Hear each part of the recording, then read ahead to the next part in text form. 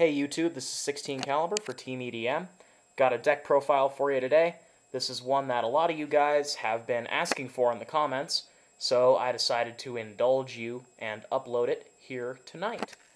This is the improved version of Gatling Dragon Salvo Turbo. That is right. I've fully updated the DL for the new format. Has Xyz monsters in it. Good stuff. So let's get started straight with the deck list, and then I will talk about combos and card choices. We have 3 Black Salvo, 3 Dekoichi, 3 Gen X Ally Crusher, 2 Barrel Dragon, 2 Blowback Dragon, 2 Jinzo, 2 Cyber, 1 Dark Armed. Spells, we have 2 Dark Eruption, 2 Creeping Darkness, a new card from Order of Chaos, 2 MST, 2 Overload Fusion, and then my limited cards, Heavy Storm, Monster Reborn, Dark Hole, Mind Control, Future Fusion, Limiter Removal, Allure, and Foolish Burial. And for traps, we've got 2 Solemn Warning, 2 Bottomless, 2 Psychic Shockwave, and Mirror Force. For the extra, we have 3 Gatling Dragon, the pride and joy of my life and the deck, Chimeratech Overdragon, Chimeratech Fortress Dragon. Xyz monsters, we have Leviair, Utopia, and Wind-Up Zenmeister. And for synchros, we have Burai, Scrap Archfiend, 2 Black Rose Dragon, X-Saber Urbellum, Ancient Fairy Dragon, and Stardust Dragon. Now, let's go into some combos. So first, we're going to look into the Salvo Turbo engine itself. This is an engine that focuses on Black Salvo, which is a level 3 Dark Machine type tuner that, when it's normal summoned, gets you a level 4 Dark Machine from your graveyard and special summons it in defense position. So it's perfect for all of these level 7 synchros that I run in the deck. Now we have Salvo at 3, and we have 2 Salvo targets. We have Dekoichi, it's a flip effect, you draw a card, good stuff. And we have Gen X Ally Crusher, which has a huge 2000 defense, and whenever you normal summon a monster with the same attribute as it, in this case Dark, you get to destroy a card your opponent controls. Now, there are multiple ways that we can get Black Salvo and use it multiple times and abuse it to hell. I have, obviously, Black Salvo itself. You can use Leviair after you remove it. You can use Monster Reborn. Standard stuff. We can also use Dark Eruption, which is a card I run at 2. I run Dark Eruption because, essentially, what it boils down to is you get to play Salvo 5 times per game with this. Because Dark Eruption targets these 3 cards and takes them from your grave and puts them in your hand. Pretty simple. Helps you reuse Salvo if you're not top decking what you want, which is what you always want to do, even though this deck is very prone to dead hands. But, luckily, Konami printed a nice card for us that helps with that. It's called Creeping Darkness. What you do is you banish 2 dark monsters in your graveyard, and then you add a level 4, it has to be level 4, dark monster from your deck to your hand.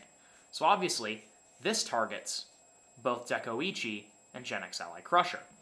So, when we have cards in our grave that we don't want, when we have our Gun Dragons and our Jinzos and all of those things in our grave that we don't want, we remove them from play, and we get a Deco to our hand to help even out our hand advantage, which is actually really nice, and which is why I run this card over Duality, because with Duality, it's random, and you could flip over 3 Barrel Dragons, even though you only run 2, because my luck is just that bad. Next, we have the Chimeratech element of the deck. We have a Dark Machine, we have a line of Dark Machine fusions, which we get via Overload Fusion, which we run 2 of. We don't run 3 because it's a dead draw at 3, remember that. Now, you may be asking, why the hell are you running Gatling Dragon? And I've answered this before, but I'll answer it again. I don't know. I saw the card on DN, it called out to me, and I made a deck around it, and this is version 2 of that deck. So we have Barrel Dragon and Blowback Dragon. Their individual effects are pretty mediocre, but Blowback Dragon is useful sometimes, especially since it can randomly kill Stardust with its effect without getting negated, because you're not sure whether or not you're going to actually destroy a card, which is really nice. Barrel Dragon works for that too, but Blowback only needs 1 tribute, and actually is special summonable with a card that I'll cover later. So Gatling Dragon itself. We have two methods to get out Gatling Dragon, which are Future Fusion and Overload Fusion, preferably in a combo. You play Future Fusion, you dump these two into the grave, because God knows you do not want them in your hand. If you draw these, I'm so sorry, but that's unfortunately what happens. And even then, Blowback Dragon isn't that much of a dead draw, because it has a decent attack stat, and it has a decent removal effect. So, you're not totally screwed if you draw too many Blowback Dragons, but Barrel Dragon, it's bad, I'm sorry. Now, if you don't have Overload Fusion in your hand to automatically remove them and bring out your Gatling Dragon, you can use Creeping Darkness to remove the two monsters that you just dumped into the grave to add a Deco to your hand, or to add a Crusher to your hand, which also gives the deck, this consistency that I really like. Gatling Dragon itself is a 2600 attack monster. It's an 8-star Dark Machine. Its effect is you flip a coin 3 times, and depending on how many heads you get to destroy that many monsters on the field. Now, its effect is mandatory. If you get 3 heads, you have to kill 3 monsters, even if it involves killing your own monsters. This is my solution. Black Salvo. Before you use Gatling Dragon's effect, if they only have 1 monster on their field, you need to be sure to play Black Salvo first and get Gen X Ally Crusher or Deco out of the grave. Because, that way, if you get 3 heads, you don't have to kill your boss monster. You can kill their monster and the 2 monsters you bring out without having to worry, because you have Dark Eruption to get it right back in your hand anyways. So that's a really helpful combo. Gatling Dragon can really help clear the field with a big push.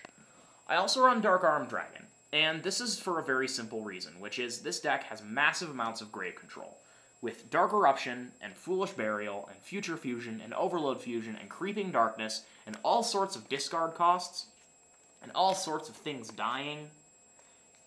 It just has the amount of grave control required to pretty much bring out Dad whenever you want, whenever you draw into it, even if it's late game. Even if it's late game, you can empty your grave fast enough to bring Dad out and have it be usable pretty much every time you draw it, which is why I really love it in this deck. Now, there is another type of fusion, using Cyber Dragon. Of course, we main deck chimeratech Fortress to counter people siding chimeratech Fortress, because, chimeratech Fortress can't be used as a fusion material. So if you have 5 machines out and one of them is Cyber Dragon, you better contact them into this to prevent your opponent from doing the same to you when it's game 2. Chimeratech Overdragon. Amazingly easy OTK. If you can empty their field, which is really easy with Gatling Dragon, and you Overload Fusion, and you have all your machines in the grave, it is brutal to have this thing with some 5,000 attack just destroying people. And that's why I run it. It can also be used to clear out lots of monsters, since it can attack multiple times depending on how many monsters were used to fuse it. So that really works. Next up, we have Jinzo. Jinzo is a very important card in this deck. Not only is it a dark machine, which fuels pretty much our entire engine, it also turns off traps. And that's something that's very important in today's meta, especially since it has a good amount of attack points. Now, Jinzo you contribute for, just like everyone else, or you can be cool like me and use Psychic Shockwave, which is a TCG exclusive that they printed pretty much exclusively for bringing it out.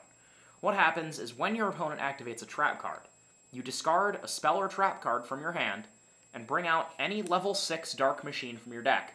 Guess what Jinzo is? It's a level 6 dark machine.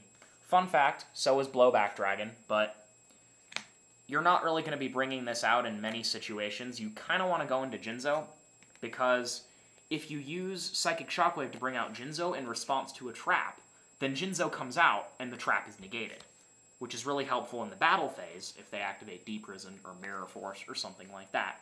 Or also against Torrential, which is something that I found today while playtesting, is that Torrential is really popular, and Jinzo stops it if you chain Psychic Shockwave.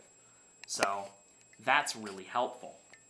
Now, Jinzo, it doesn't really fuel any of our fusions, but it does great as a control mechanism.